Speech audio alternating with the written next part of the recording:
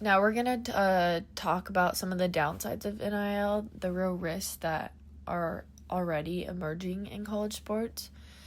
So, first, there's a major inequality problem. Way in 2024 argues that NIL deals are heavily skewed toward athletes at elite programs, especially in big sports like football and basketball.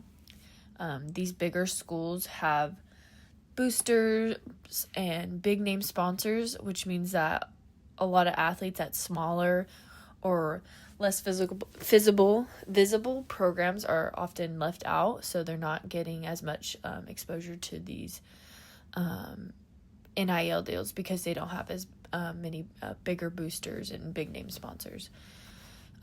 This kind of recruiting imbalance raises the question of are we replacing one unfair system with another? Second, NIL is creating tension within teams, division, and jealousy and distraction. Williams in 2025 points out that when some teammates get profitable deals and others don't, this is when jealousy and resentment can grow. A lot of players can start to feel undervalued, and team cohesion can suffer a lot when these NIL deals can get in the way of your team chemistry. So instead of being united around your shared goals, athletes can start measuring themselves by who can sign the biggest partnership. So it can create a lot of tension within your team and your relationship. So it can cause a lot of division instead of unity. Health and burnout. According to Hollabaugh in 2023, NIL commitments act like an additional workload. So things such as filming content, attending sponsor events, or managing brand relationships, all while on top of having to train, go to school, recovery, attend study hall hours, focusing on your grades, meeting with advisors. This extra workload can disrupt your sleep and then reduce your time for recovery and rehabilitation. And it can push a lot of athletes into a lot of stress. The result ends up being higher injury risk and mental fatigue and less effective performance on the field. So it can be a lot and a lot of health issues and burnout because you're not getting the adequate amount of recovery and sleep because you're focusing so much on your NIL deals. Power shift and commercialization of college sports. So NIL shifts power in college sports in a concerning way. Howe and colleagues in 2023 argue that NIL represents a commercialization of athlete identity and that it turns control away from universities and toward external, money-driven stakeholders. So instead of being student athletes, players are starting to risk becoming commodities in a market, which then undermines the educational mission of college athletics. So it starts to undermine it and take away from it. Mental health and transfer portal. So there are serious mental health implications, especially tied to the pressures of NIL and the transfer portal. Brown and Powless in 2023 in the NADA Now article highlight how some athletes feel pushed to transfer to NIL schools in order to maximize their brand deals. So that transactional feeling can lead to a lot of self-doubt and anxiety and a persistent sense of instability. So they recommend athletic trainers and support staff actively screen for stress and mental health issues in athletes who are navigating these NIL-related decisions. Putting this all together, you can see that NIL might seem like progress, and in some ways it is, but these risks are profound, and they affect not just individual athletes, but they also affect your team culture and the competitive balance and your athletes' well-beings and the very principles of what college sport is supposed to be about. So while there are some pros to it, there are a lot of things that affect athletes with these NIL deals. Taking a stand, NIL is ruining college sports. So based on research, I believe that NIL is harming college sports more than it is helping. NIL has shifted college sports toward a money-first model. NIL has turned college athletics into a money-driven environment. Pitts and Evans in 2022 found that NIL immediately shifted college sports into a financial marketplace where athletes with the largest social media platforms gained the biggest deals. So this means that popularity, not performance or development, is a major factor, now a major factor in athletic opportunities. So just if you're popular on social media, or if you have so many followers and post and all these brand deals, it's now a big factor versus your performance or development in your athletic opportunities. So this shifts pushes away college sports closer to professional free agency. Something Way 2024 warns is shrinking opportunities for many student athletes and making the system more unequal. So, second, NIL is creating new academic and emotional pressures.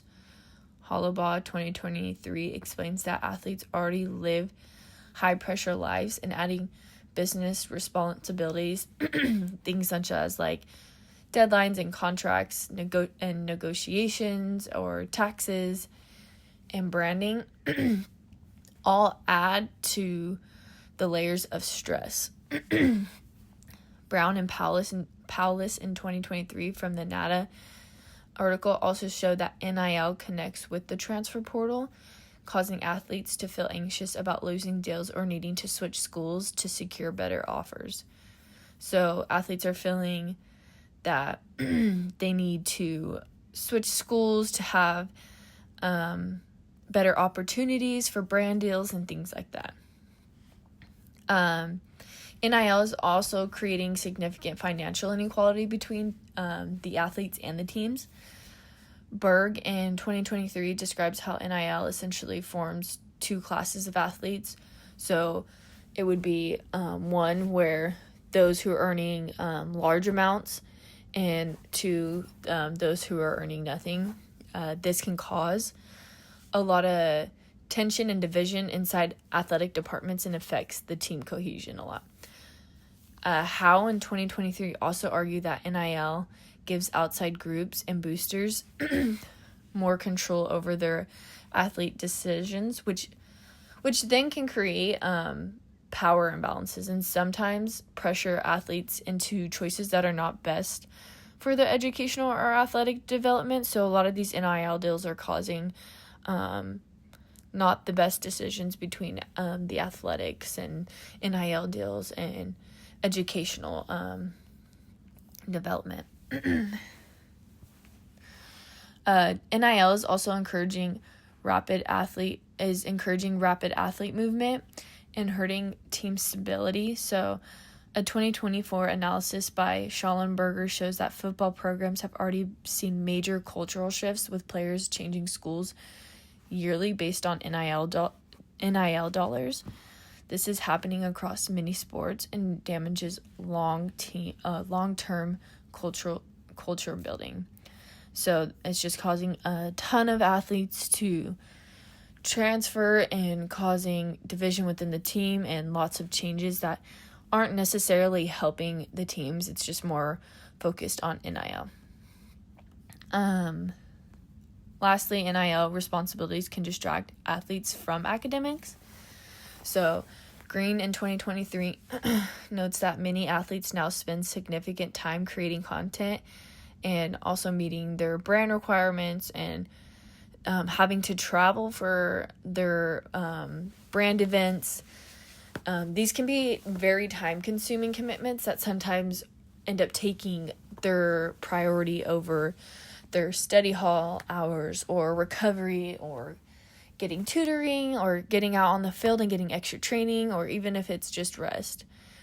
So it can cause a lot of distraction and take over the responsibility more towards their brands than actually being a student athlete, which is what they end up going to college for. Lastly, NIL adds financial and legal stress. According to the IRS 2025, NIL income is taxable, meaning athletes must file taxes and track their income, and also report their earnings and possibly hire tax help. For many of the athletes who are in college, from 18 to 20-year-olds, this can be overwhelming and leads to mistakes that can follow them legally, for years. So, putting it, all together, the pressures and the inequalities and the constant transferring and damaging team culture and the legal challenges, the evidence points clearly to one conclusion, that NIL is changing college sports in a way that weakens their stability and their purpose of college athletics. Just some more evidence of NIL ruining college sports. One of the strongest research backed arguments showing that NIL is harming college sports is the instability it creates. Teams cannot build culture consistently or for long-term development when transferring is constantly when athletes are constantly transferring for better financial and sponsorship deals. Pitts and Evans in 2022 show that as soon as NIL became legal, athletes with high visibility began receiving offers from collectives and boosters at larger schools. So this started to have people transferring a lot sooner, and this accelerated transfer behavior, especially among the bigger sports. Schallenberger in 2024 explains that football programs now operate like open free agency, where players jump from school to school once a better financial opportunity becomes available.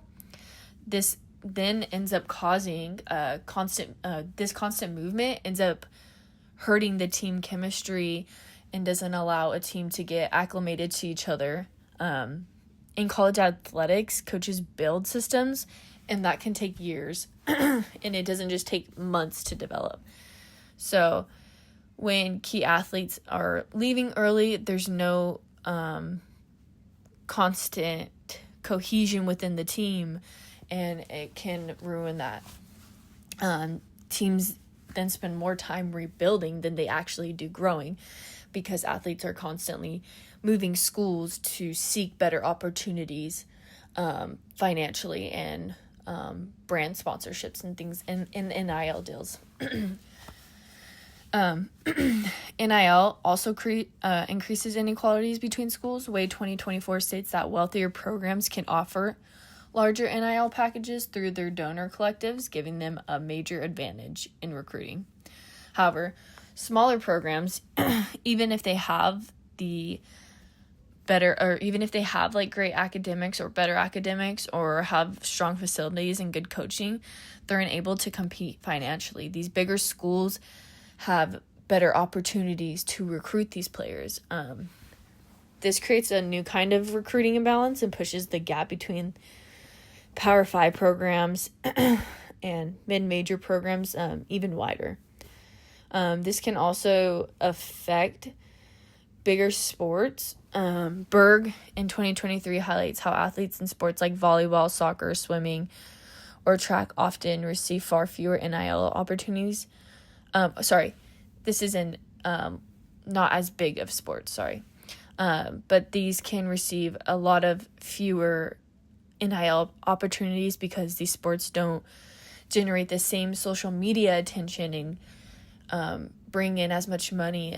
So this can create a lot of frustration and inequity within athletic departments. How in 2023 also dives deeper into this power imbalance, explaining that NIL puts more influence in the hands of third parties. So things such as like collectives and boosters and agents. When these kind of outside forces have a bigger role than coaches or universities, athletes' decisions become more financially motivated rather than development focused. So when you combine all these effects with the recruiting imbalance, the donor control, inequality between sports, and athletes constantly transferring, it becomes quite clear that NIL is weakening the foundation of what makes college athletics stable and meaningful.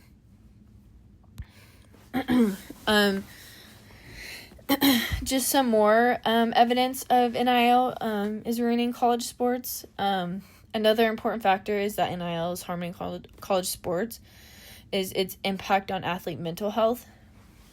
NIL brings a lot of new pressures that did not exist before NIL became something that athletes could profit off of. So Hollabaugh in 2023 explains that NIL adds business responsibilities like contract expectations, posting schedules, and travel and deadlines. So these are things that trained adults usually handle, but yet now they are being placed on young college athletes who already carry a heavy, extremely heavy schedules and a big load. So it can be very, very stressful, especially as somebody who's experienced it myself. It can be very stressful to take on that big load. Nadas, Brown, and Powless in 2023 describe how NIL interacts with the transfer portal to increase athlete anxiety. So athletes are worrying about losing deals or athletes worry about losing deals and losing playing time or not being as marketable as teammates. They may start to feel pressure to transfer simply because a booster or an agent tells them a different school can pay them more. So this can end up leading to athletes feeling like they must make fast decisions to protect their financial opportunities, which this can end up being stressful for them. Green in 2023 notes that while NIL can open doors for athletes, many feel overwhelmed by the extra expectations. So some athletes report feeling burnt out from constantly maintaining their image online, which social media negativity also increases when athletes become public figures tied to money. So being tied to these social media obligations and having your having yourself out there publicly, it can be stressful and a lot for athletes who already have all these expectations. So when you're online, you already have these expectations, and then as an athlete, you also have these expectations, and as a student, that can become a lot. Mental health professionals are now adjusting their care because NIL has changed the psychological landscape of college sports. So Brown and Powless recommended that athletic trainers screen for NIL-related anxiety, stress, and comparison-driven depression, issues that simply didn't exist a few years ago.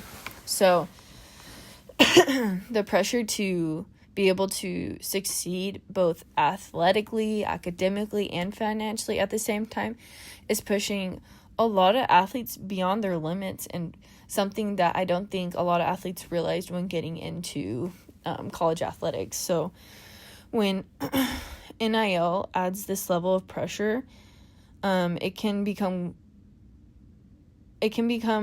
harming for the athlete's well-being, and that harms the integrity of college sports overall.